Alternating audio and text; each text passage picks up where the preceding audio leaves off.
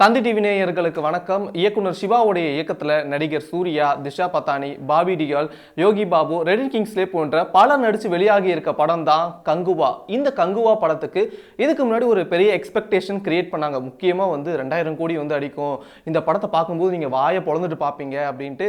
So இந்த expectation, இந்த வார்த்தைகள் எல்லாம் இந்த படம் பூர்த்தி பண்ணுச்சா இல்லையா அப்படின்றத தொடர்ந்து பார்க்கலாம். அதுக்கு முன்னாடி இந்த படத்தோடைய ஒன்லைன் என்ன அப்படின்றத பார்த்துடலாம். 100 வருஷங்களுக்கு முன்னாடி, அதாவது ரொம்ப ரொம்ப ரொம்ப இயர்ஸுக்கு முன்னாடி கங்குவா அப்படின்ற ஒருத்தர் இருக்காரு. அவர் ஒரு சின்ன பையனுக்கு ப்ராமிஸ் பண்ணி தராரு. அந்த ப்ராமிஸ் என்ன, அந்த ப்ராமிஸை இப்போ ப்ரெசென்ட்ல நடக்கும்போது அதை நிறைவேற்றுறாரா இல்லையா, அது என்ன நடக்குது, இந்த ஐந்தீவு பகுதி என்ன அப்படின்றது இந்த படம் விளக்குது. ஸோ இந்த படத்தோடைய ஒன்லைன் இதுவா இருக்கு. இந்த படத்தோடைய ஸ்டோரி பத்தி பார்த்தோம் அப்படின்னா, ஆரம்பத்தில் இது உண்மையிலேயே இயக்குனர் சிவாவுடைய படம் தானா அப்படின்ட்டு ரொம்ப வியப்பா பார்த்துட்டு இருந்தோம். ஆனால் கடைசியாக படம் முடியும் போது தெரிஞ்சிச்சு, இது சிவாவோட படம் தான், இது சிவாவோட படம் தான் அப்படின்ட்டு. ஏன்னா அந்த அளவுக்கு படம் மேக்கிங் வைஸ்ல பார்க்கும்போது என்னன்னா மனுஷன் இப்படி பண்ணியிருக்காரு அப்படின்ற மாதிரி தான் இருந்துச்சு. பட் ஆனால் ஸ்டோரியா இந்த படத்தை நம்ம பார்க்கும்போது நிறைய இடத்துல கிளம்சியான சில கதைகள் நிறைய லேக் இருந்துச்சு. இதை ஏன் இப்படி எடுத்துட்டு வராங்க, இதை ஏன் இங்கே பண்றாங்க அப்படின்ற அந்த ஒரு கேள்விலாம் இருந்துச்சு. அதுக்கான விடை கடைசி வரைக்குமே அவங்க கொடுக்கல.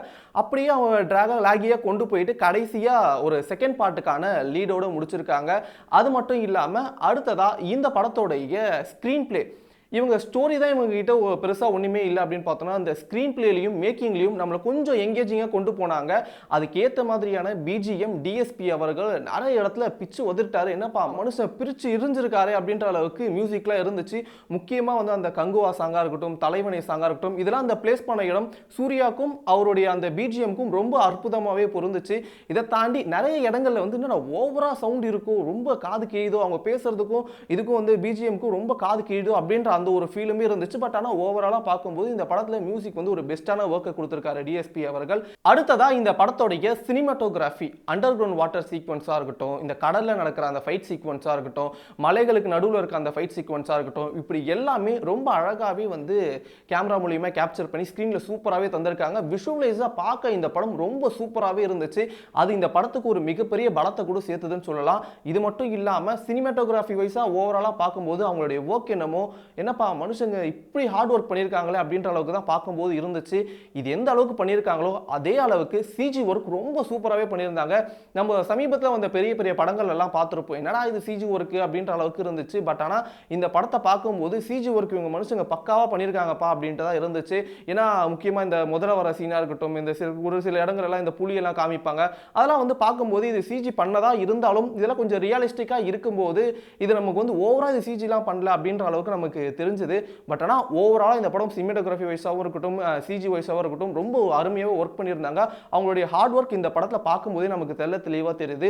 அதே மாதிரி எடிட்டிங் வைஸாக இந்த படத்தில் எனக்கு ரொம்ப பிடிச்சிருந்தது என்ன அப்படின்னா, அந்த டிரான்சிஷன் பண்ணியிருப்பாங்க. அதாவது பாஸ்ட்டுக்கும் ப்ரெசென்ட்டுக்கும் நடுவில் ஒரு டிரான்சிஷன் இருக்கும், அந்த 3 வச்சு டிரான்சிஷன் பண்ணியிருப்பாங்க.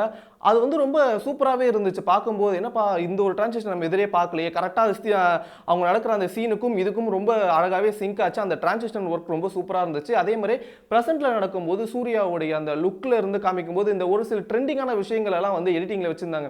இந்த அந்த மாதிரியான விஷயங்கள் எல்லாமே இந்த ட்ரெண்டிங்லாம் இருக்கும்ல, ஸோ அந்த மாதிரியான விஷயங்களை வச்சு எடிட் பண்ணியிருந்தாங்க. அதெல்லாம் ரொம்ப பார்க்க சூப்பராகவே இருந்துச்சு. இதுக்கேற்ற மாதிரியான விஷுவலும் இந்த படத்தில் இருந்தது. இந்த படத்துக்கு ஒரு மிகப்பெரிய பாசிட்டிவாக அமைஞ்சது. இது மட்டும் இல்லாமல் இந்த படத்துடைய காஸ்டியூம் டிசைனருக்கு ஒரு பெரிய ஹேட்ஸ் ஆஃப் தான். ஏன்னா அந்த அளவுக்கு அவங்களுடைய ஒர்க் என்னமோ இதில் ரொம்ப நுணுக்கமாக காமிச்சிருந்தாங்க. ஏன்னா 5 தீவு அப்படின்னு காமிப்பாங்க.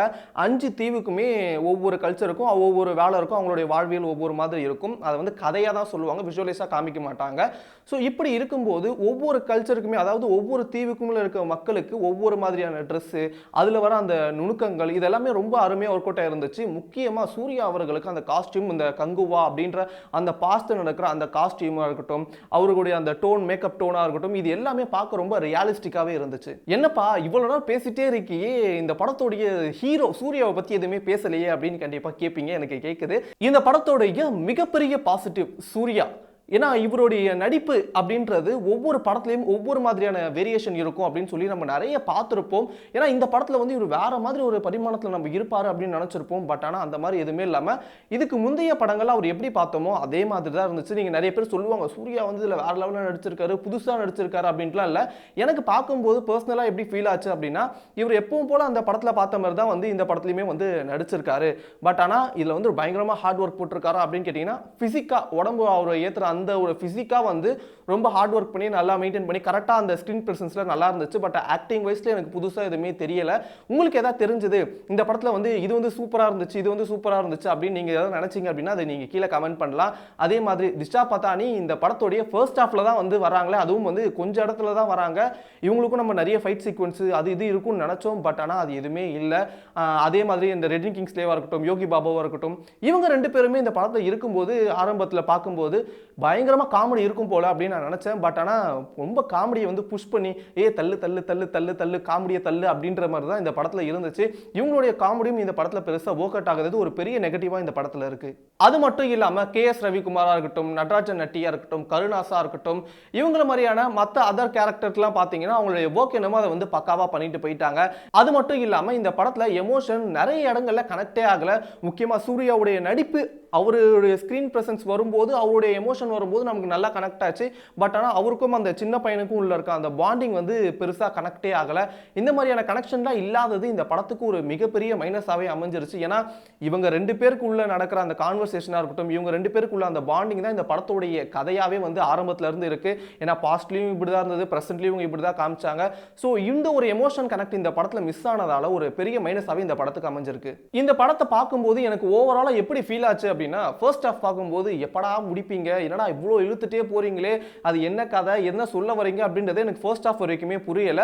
செகண்ட் ஹாஃபை பார்க்கும்போது ஓகே ஓரளவுக்கு ஃபர்ஸ்ட் ஹாஃபை விட நல்லா எடுத்திருக்கீங்க, கொஞ்சம் ஸ்க்ரீன் பிளே கொஞ்சம் எங்கேஜிங்காக இருந்துச்சு. பட் ஆனால் அதுலேயுமே வந்து கிரிஞ்சான சில சீன்ஸ்லாம் வந்து இருந்துச்சு. முக்கியமாக இவர் வந்து அந்த ஃப்ளைட்டில் தாவறது சரி ஓகே நம்ம லாஜிக்கை கைட்டி வச்சுட்டு கூட நம்ம பார்க்குறோம் அப்படின்ட்டு வைங்க. பட் ஆனால் இவர் வந்து இந்த ஃப்ளைட்டில் வந்து தொங்கிட்டு இருப்பார். தொங்கிட்டு இருக்கும்போது ஒரு போயிட்டு இருக்கோம், அதுக்குள்ள ஒரு பாஸ்ட் டென்ஸ் ஒரு கதை போயிட்டு வரும். அந்த பாஸ்ட் கதை போயிட்டு திருப்பி வர வரைக்குமே அவர் தொங்கிட்டே தான் இருப்பார். என்னடா ஒரு அவ்வளோ ஹைட்டில் பறக்கிற ஒரு ஃப்ளைட்டில் இப்படி தொங்கிட்டே வராரு, ரெண்டு கை பிடிச்சி வர ரிலாக்ஸாக வந்து நம்ம வீட்டில் தூங்க மாட்டோம் அந்த மாதிரி வந்து பிடிச்சிட்டு வராரு அப்படின்ட்டு இருந்துச்சு. நீங்கள் ஓவராலாக பார்க்கும்போது இந்த லாஜிக்கெல்லாம் வந்து இந்த கலட்டி வச்சுட்டு நீங்கள் பார்த்தீங்க அப்படின்னா இந்த படம் கொஞ்சம் நல்லா இருக்கும் அப்படின்னு நம்ம சொல்லலாம். இன்னொரு முக்கியமான ஒரு விஷயம் என்ன அப்படின்னா இந்த படத்தில் ஒரு கேமியோ ஒன்று வச்சிருக்காங்க. இந்த கேமியோ நீங்கள் என்ன கேமியோ எதிர்பார்த்தீங்களோ அதே கேமியோ தான். அதாவது பரவலாக பேசப்பட்டு இருந்த ஒரு கேரக்டர் தான், ஒரு ஹீரோ தான். அவரும் இந்த படத்துல ஒரு கேமியோ பண்ணியிருக்காரு. அந்த கேமியோ இந்த படத்துல ரொம்ப சூப்பராகவே ஒர்க் அவுட் இருந்துச்சு. எப்படி விக்ரம் படத்துல சூர்யா ரோலக்ஸ் கேரக்டர் பண்ணியிருந்தாரோ அந்த ஈக்குவலுக்கு இந்த கேரக்டர் இருந்துச்சு. ஏன்னா முக்கியமா எனக்கு பார்க்கும்போது எப்படி தெரியுமா இருந்துச்சு, ஏன்னா பாபி டியோல எடுத்துட்டு இவரே வில்லனா போட்டிருந்தாலும் இன்னும் மாசா இருந்திருக்குமேப்பா அப்படின்ற அளவுக்கு எனக்கு பார்க்கும்போது இருந்துச்சு. உங்களுக்கு என்ன ஃபீல் இருந்துச்சோ அதை கீழே சொல்லுங்க. அதே மாதிரி இந்த படத்துல டைலாக்ஸ் வைஸ் பார்த்தோம்னு வைங்களேன், பெருசாலாம் ஒன்றும் இல்லை. இந்த கமர்ஷியல் படத்துக்கு இந்த கதைக்கு என்ன தேவையோ அதை தான் வச்சிருக்காங்க. பட் ஆனால் ஒவ்வொரு படங்கள் எல்லாம் பார்க்கும்போது கமர்ஷியல் படங்கள்லாம் பார்க்கும்போது லைட்டாக இந்த சமூக கருத்து உள்ள ஒரு டைலாக்ஸ் வைக்கிறது, அதே மாதிரி இதெல்லாம் இப்போ இந்த பழங்காலத்து ஒரு இது இருந்தாலும் இப்போ இருக்க ஒரு ப்ரெசென்ட்ல நடக்கிறத காமிக்கிறதா இருந்தாலும் அதுக்கேற்ற மாதிரியான சில டைலாக்ஸ் வந்து நமக்கு நோட் பண்ணுற மாதிரி இருக்கும்ல, அந்த மாதிரி நோட் பண்ணி சொல்றக்கூடிய அளவுக்கு இந்த படத்தில் எந்த ஒரு டைலாக்ஸும் இல்லாதது ஒரு பெரிய நெகட்டிவாக இந்த படத்தில் பார்க்கப்படுது. அதே மாதிரி ஒரு சில விஷயங்கள் இந்த ஐந்தீவுன்னு சொல்லி அந்த 5 தீவை காமிப்பாங்க. அந்த தீவில் இருக்க மக்கள் வந்து ஒவ்வொருக்கும் ஒவ்வொரு ஸ்டைல் இருக்கும், ஒவ்வொருக்கும் ஒவ்வொரு கல்ச்சர் இருக்கும். ஒவ்வொருத்தரும் போருக்கு போறதுக்கு முன்னாடி வந்து அவங்கள ஆயுதங்கள் எல்லாம் வச்சுட்டு அவருக்கு சாமியெல்லாம் கும்பிட்டுட்டு அதுக்கப்புறம் தான் அவங்க அந்த போருக்கு ஆயுதத்தை எடுத்துட்டு போவாங்க. இந்த மாதிரியான விஷயங்கள்லாம் காமிச்சது ரொம்ப நல்லா இருந்துச்சு. பட் ஆனால் அதை இன்னும் கொஞ்சம் எலாபரேட்டா இன்னும் அந்த மக்களுடைய வாழ்வியல் என்ன அப்படின்றத இன்னும் நல்லா காமிச்சிருந்தாங்கன்னா இன்னும் இந்த படம் நமக்கு சூப்பராகவே கனெக்ட் ஆகியிருக்கும். ஸோ இந்த படம் உங்களுக்கு எப்படி கனெக்ட் ஆச்சு அப்படின்றத நீங்கள் கீழே கமெண்ட்ல சொல்லுங்க. உங்களுக்கு இந்த படத்தில் வந்து இதை நான் மிஸ் பண்ணிட்டேன், இதை நீங்கள் சொல்லியிருக்கலாம் அப்படின்ற மாதிரி எதனா இருந்துச்சா அதையும் நீங்கள் கமெண்ட் பண்ணுங்க. ஓவராலாக பார்க்கும்போது இந்த லாஜிக்கெல்லாம் நீங்கள் பார்க்காம இந்த படம் பார்த்தீங்கன்னா உங்களுக்கு இந்த படம் கொஞ்சம் நல்லா பிடிக்கிற ஒரு படமாக தான் இருக்கும். அது மட்டும் இல்லாமல் நீங்கள் இந்த கிரிஞ்சியான சீன்ஸ் இந்த படத்தில் வேறு என்னென்ன நோட் பண்ணீங்க அப்படின்றதையும் கீழே சொல்லுங்கள். இந்த படத்தோடைய ஆக்ஷன் காட்சிகள் இந்த கமர்ஷியல் படம் அப்படின்னாலே வந்து 2 பேர் அடிச்சா பயங்கரமாக பறப்பாங்க. அதுவும் வந்து சிறுத்தை சிவா அவர்கள் படம்னாலே சொல்லவே தேவையில்லைன்ட்டு ஆரம்பத்தில் நம்ம நிறைய கேள்விப்பட்டிருப்போம். பட் ஆனால் இந்த படத்தில் அந்த மாதிரிலாம் எதுவுமே இல்லாமல் ஆக்ஷன் காட்சிகள் ரொம்ப சூப்பராகவே பண்ணியிருந்தாங்க. முக்கியமாக இந்த போர் வரப்போகுது அப்படின்னு சொல்ல போகிற அந்த மாதிரியான சீக்வன்ஸுக்கு முன்னாடி அந்த சீக்வன்ஸ்லாம் பார்த்தீங்கன்னா ஆக்ஷன் காட்சிகள் வரும். இவங்க ஒரு மாதிரி சவுண்டெலாம் கொடுப்பாங்க, அந்த சவுண்டில் வந்து ஒரு பொண்ணுங்க சண்டை போடுவாங்க. அந்த மாதிரியான விஷயங்கள்லாம் இந்த படத்தில் பார்க்க புதுசாகவும் இருந்துச்சு. அதெல்லாம் பார்க்க நல்லா எங்கேஜிங்காகவும் இருந்துச்சு. ஏதோ ஒன்று பண்ணுறாங்க புதுசாக அப்படின்ற மாதிரி இருந்துச்சு. பட் ஆனால் ஓவராலாக இந்த படத்தோடைய கதை அளவில் நிறைய லேக் இருந்துச்சு தான். என்னதான் வந்து நிறைய பேர் இந்த படம் சூப்பராக இருந்தது, அப்படி இருந்தது, இப்படி இருந்ததுன்னு சொன்னாலும் இதுதான் உண்மையே. இதை தாண்டி இந்த படத்தோடைய அந்த கதையில் ஆரம்பத்தில் வந்து இவர் ஒரு ப்ராமிஸ் பண்ணுவார், அதை வந்து ப்ரெசென்ட்டில் வந்து அதை காப்பாற்றுற மாதிரி காமிப்பாங்க.